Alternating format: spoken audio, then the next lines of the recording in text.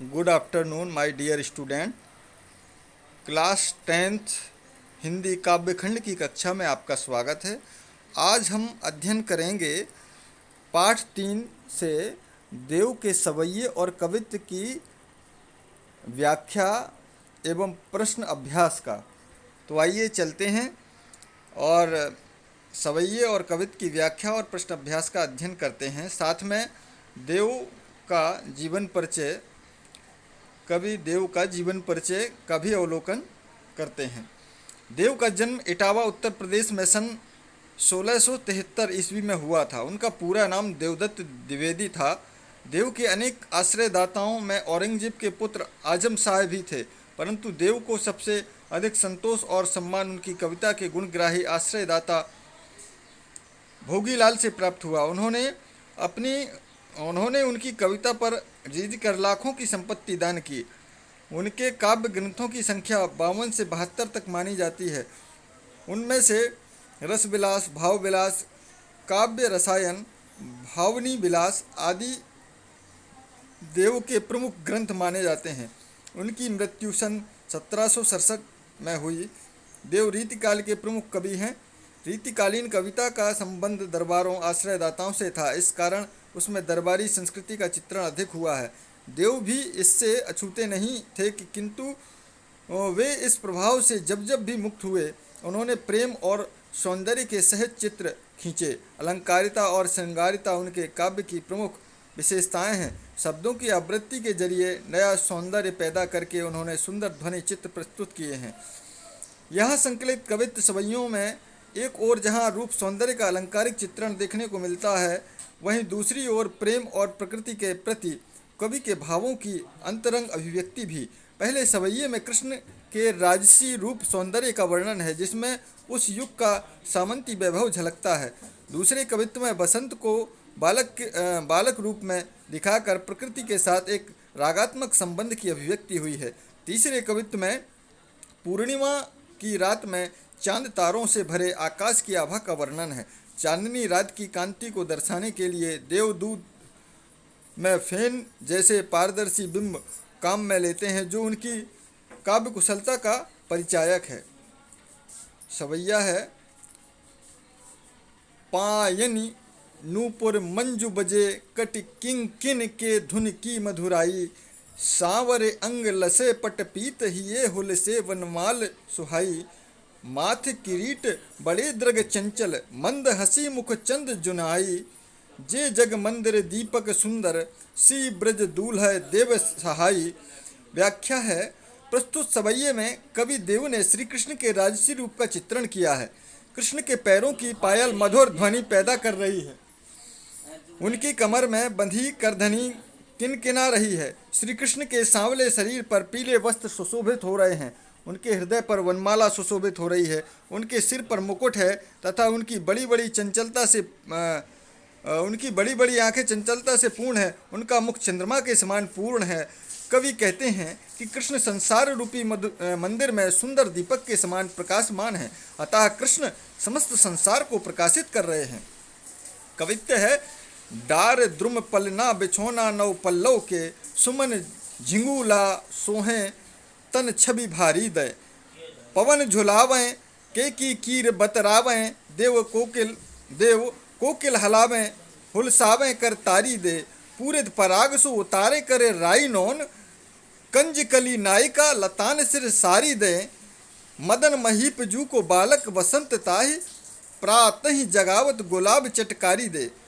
व्याख्या है, प्रस्तुत कवित्व में कवि देव ने वसंत ऋतु का बड़ा ही हृदयग्राही वर्णन किया है। उन्होंने वसंत की कल्पना कामदेव के नव शिशु के रूप में की है। पेड़ की डाली बालक का झूला है। वृक्षों के नए पत्ते पलने पर पलने वाले बच्चे के लिए बिछा हुआ, हवा स्वयं आकर बच्चे को झुला रही है। मोर और तोता मधुर स्वर में बालक का मन बहला रहे हैं। कोयल बालक को हिलाती और तालियां बजाती है। कवि कहते हैं कि कमल के फूलों से कलियां मानो पर अपने सिर पर पराग रूपी पल्ला की हुई हैं, ताकि बच्चे पर किसी की नज़र न लगे। इस वातावरण में कामदेव का बालक वसंत इस प्रकार बना हुआ है कि मानो वह प्रातः काल गुलाब रूपी चुटकी बजा बजा कर जगा रही है। अगला कवित्त है, फटिक सिलानी सौ सुधारयो सुधा मंदिर, उदधि दधि को सो अधिकाई उमंगे अमंद, बाहर ते भीतर लौ भीति ना दिखाए देव, दूध को सो फेन फैलियो आंगन फरस बंद, तारा सी तरुणता में ठाड़ी झिलमिल होती, मोतिन की ज्योति मिलियो मिलियो मल्लिका को मकरंद, आरसी से अंबर में आभा सी उजारी लगे, प्यारी राधिका को प्रतिबिंब सो लगत चंद। व्याख्या है, प्रस्तुत कवित्त में कवि देव ने शरदकालीन पूर्णिमा की रात का बड़ा ही हृदयग्राही वर्णन किया है। चांदनी रात का चंद्रमा बहुत ही उज्जवल और शोभामान हो रहा है। आकाश स्फटिक पत्थर से बने मंदिर के समान लग रहा है। उसकी सुंदरता सफ़ेद दही के समान उमड़ रही है। मंदिर के आंगन में दूध के झाग के समान सफ़ेद चंद्रमा की किरणें जो विशाल फर्श पर फैली हुई हैं, आकाश में फैले मंदिर में शीशे के समान पारदर्शी लग रहा है। चंद्रमा अपनी चांदनी बिखेरता कृष्ण की प्रेम का राधा के प्रतिबिंब के समान प्यारा लग रहा है। अभी हमने सवैये और कवित्त का भावार्थ अर्थात व्याख्या को समझा। अब हम प्रश्न अभ्यास का अवलोकन करते हैं। पहला प्रश्न है, कवि ने श्री ब्रज दूल्हा किसके लिए प्रयुक्त किया है और उन्हें संसार रूपी मंदिर का दीपक क्यों कहा? उत्तर है, कवि देव ने श्री ब्रज दूल्हा शब्द का प्रयोग श्री कृष्ण के लिए किया है। उन्हें संसार रूपी मंदिर का दीपक इसलिए कहा है क्योंकि उनके कारण ही संसार में आनंद, उत्सव और प्रकाश फैला हुआ है। प्रश्न नंबर दूसरा है, पहले सवैये में से उन पंक्तियों को छांटकर लिखिए जिनमें अनुप्रास और रूपक अलंकार का प्रयोग हुआ है। पहले सवैये में निम्न रूपों में अलंकार का प्रयोग हुआ है। अनुप्रास अलंकार का प्रयोग निम्न पंक्तियों में हुआ है। कट किंकिन के धुन की मधुराई, सांवरे अंग लसय पटपीत, हिये हुलसे बनमाल सुहाई। जिस इनमें अनुप्रास अलंकार है क्योंकि आप देख रहे होंगे का की आवृत्ति इधर है, बार बार हुई है, इस वजह से कट किंकन में भी का की आवृत्ति है, तो यहाँ पर निश्चित रूप से अनुप्रास अलंकार है। अगला है, रूपक अलंकार का प्रयोग निम्न पंक्तियों में हुआ है। मंद हंसी मुख चंद जोहाई, जय जग मंदिर दीपक सुंदर। इधर जो है मंद हंसी मुख चंद जोहाई, तो मंद मंद जो मुस्कान है श्री कृष्ण के मुख पर, जो मंद मंद मुस्कान है वो चंद्रमा के समान बताई गई है और उन्हें जग का सुंदर दीपक बताया गया है। अर्थात भेद रहित इधर आरोप है, अर्थात कहने का आशय ये है कि कोई भी भेद नहीं है। इस वजह से यहाँ पर रूपक अलंकार है। उपमेय में उपमान का भेद रहित आरोप है, इस वजह से यहाँ पर रूपक अलंकार है। प्रश्न नंबर 3 है, निम्नलिखित पंक्तियों का काव्य सौंदर्य स्पष्ट कीजिए। पायनि नूपुर मंजू बजे, कट किंकिन के धुन की मधुराई, सांवरे अंग लसे पटपीत, हिये हुलसे बनमाल सुहाई। प्रस्तुत कविता में कवि देव ने श्री कृष्ण का राजसी रूप का वर्णन किया है। कृष्ण के पैरों की पायल मधुर ध्वनि पैदा कर रही है। उनकी कमर में बंधी करधनी किनकिना रही है। श्री कृष्ण के सांवले शरीर पर पीले वस्त्र सुशोभित हो रहे हैं। उनके हृदय पर वनमाला सुशोभित हो रही है। शिल्प सौंदर्य में ब्रज भाषा का प्रयोग है।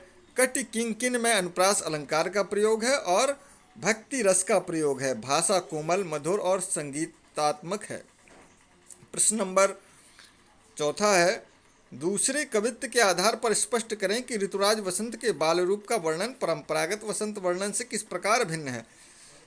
प्रस्तुत कवित्त में कवि देव ने परंपरागत रूप से भिन्न प्रकृति के वसंत का वर्णन किया है। कवि ने वसंत की कल्पना कामदेव के नव शिशु के रूप में की है। पेड़ की डाली बालक को झुला रही है। वृक्षों के नए पत्ते पलने वाले बच्चे के लिए बिछा हुआ है। हवा स्वयं आकर बच्चे को झुला रही है। मोर और तोता मधुर स्वर में बालक का मन बहला रहे हैं। कोयल बालक को हिलाती और तालियां बजाती है। प्रश्न नंबर 5 है, प्रातः ही जगावत गुलाब चटकारिद।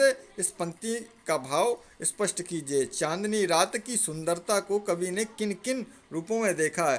प्रस्तुत पंक्ति का भाव यह है कि कामदेव का बालक रूपी वसंत को जगाने के लिए प्रातःकाल गुलाब चुटकी बजाता है। इस प्रकार प्रातःकाल होते ही सुंदर गुलाब के फूल खिल जाते हैं।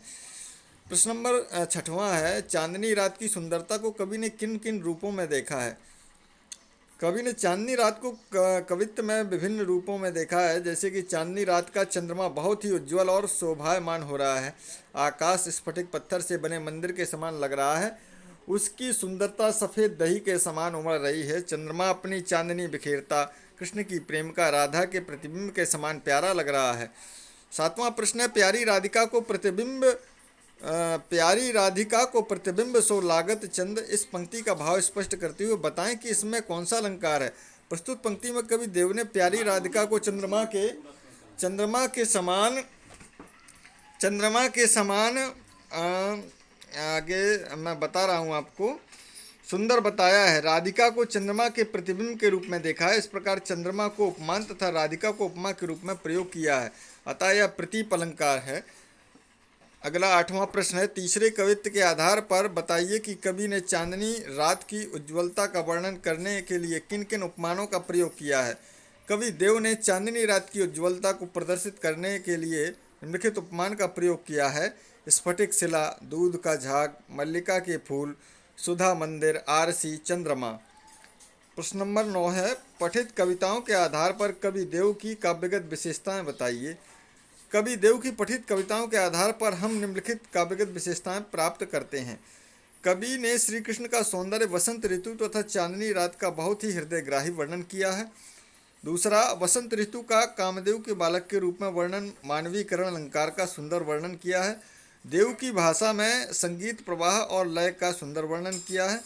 कवि ने अनुप्रास, उपमा रूपक अलंकारों का सुंदर प्रयोग किया है। कवि ने सवैये और कवित्व छंदों का प्रयोग किया है। इसमें अपनी नवीन कल्पना शक्ति का प्रयोग करके पाठकों को चमत्कृत कर दिया। आज के लिए बस इतना ही। अगली कक्षा में अगले दिन हम अगले पाठ को लेकर फिर उपस्थित होंगे। तब तक के लिए नमस्कार, धन्यवाद।